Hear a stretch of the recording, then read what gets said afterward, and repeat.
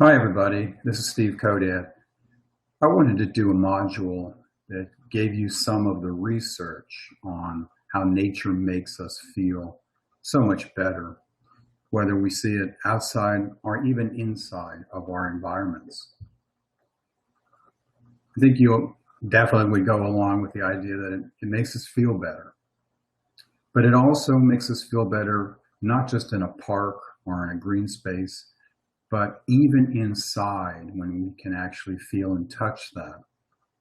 It's good for us, both in the long and the short term, for both the mental and physical health benefits it gives us.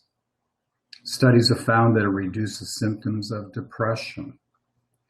They found that living close to parks or at least near lots of trees can have far-reaching mental health benefits for everybody. This particular study that was done by Dr. Mitchell looked at health inequalities and the natural environment. And he found that exposure to green space really cut down on those health inequalities. So if these people were having a lot of problems with respect to their wealth or whatever, they were a lot lower in populations living in greener areas. They were healthier. Dr. Richard Jackson, who is a specialist on designing healthy communities, found that health issues really begin not when a patient is unwell, but well before. People who live in communities that are walkable, have access to bike trails, and are near parks and green space have higher levels of health. We found out that people prefer, universally, savannas, forests that have little underbrush, and landscapes with clean moving water. We like the ability to survey our surroundings and are safer in these particular small, comfortable spaces. We have very strong preferences for the natural over what is man-made, even though a man-made facility can definitely be increased in attractiveness by introducing more of the natural features. There is a link between nature and well-being. You can look at this person's cubicle, and there's a reason why he or she decided to bring in the outside. It makes them feel better, more productive, more creative. Parks and trees, gardens and campgrounds make us more at ease. This particular study from the United Kingdom found that spending time outside has known and measurable benefits to our mental health and well-being. And it only takes sometimes just a few minutes outside in a park. This particular study from the University of Illinois diagnosed children with ADD and ADHD concentrate much better and have a general reduction of other symptoms when they spend time in nature. Nature helps you learn. When students can see nature, that's right, just see it from their windows in their school, in their classroom, they do better on standardized tests. It increases their ability to think creatively and even improves their problem-solving skills. Plants, landscaping, all have other benefits. One of them is that it fights pollution. So bringing house plants, especially particular house plants, into your house or into your office will really have a lot of positive effects. But definitely improving the air quality is one of them. Did you know that indoor air quality can be as much as 12 times more polluted than the outside air? So seriously consider bringing in some plants inside your house or your business. This is my favorite definition of Feng Shui, which I've shared with you earlier. It's living in harmony with the natural world.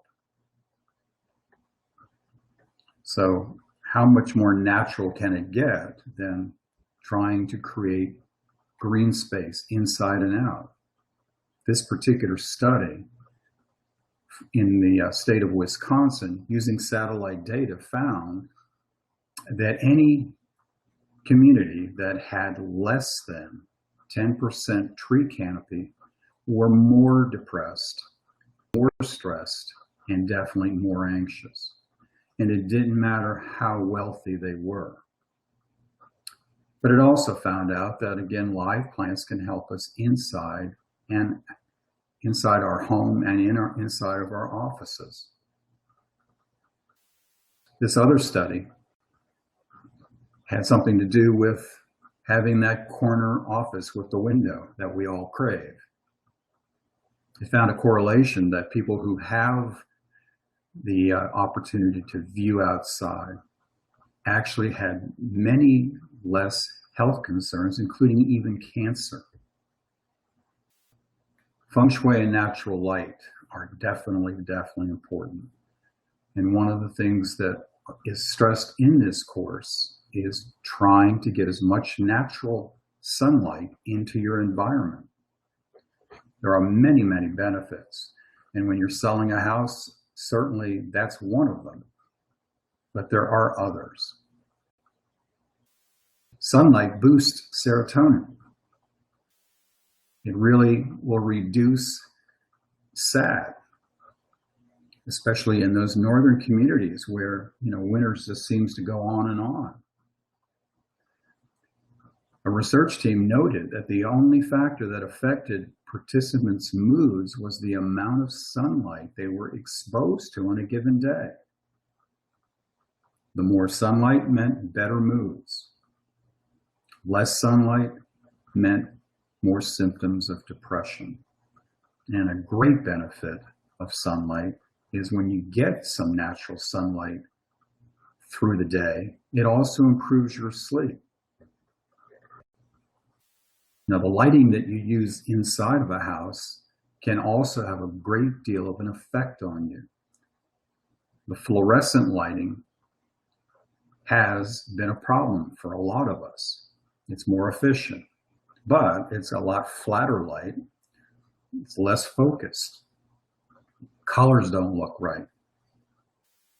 And as I've stated earlier, when we talked about the yin-yang module, it'd be to your benefit to not use an awful lot of fluorescent lighting if you can.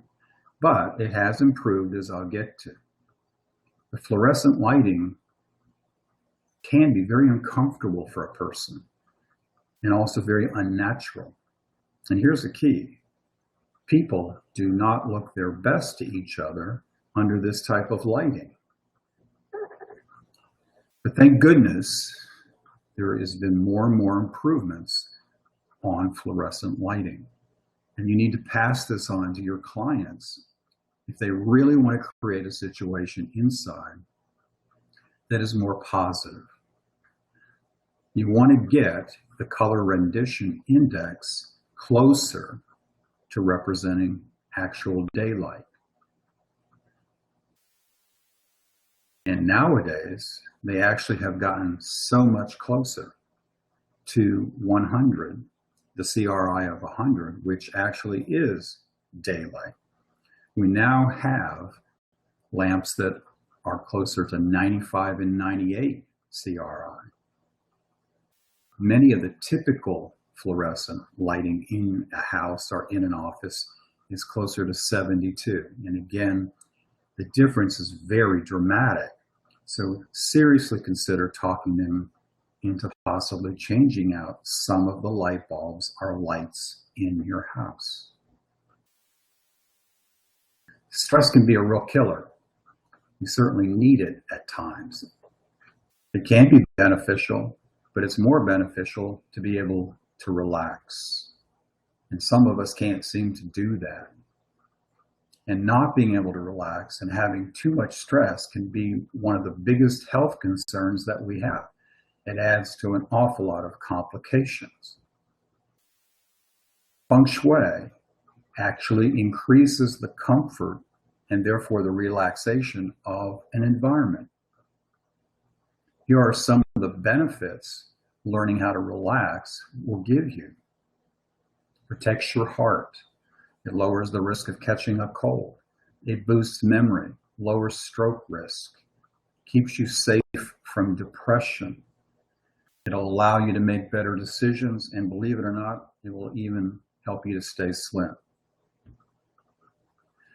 So Feng Shui greatly improves the comfort and the ability to relax. It's one of the best benefits of good Feng Shui. So in summary, good Feng Shui allows us to experience relaxation and comfort, which leads to better mental and physical health, which leads to better focus and creativity, which leads to many, many other benefits. I hope you enjoyed that. There is so much research out there that will really back this up for you, that Feng Shui is extremely good for all the inhabitants and will help you to sell a house because of the way it makes everybody feel.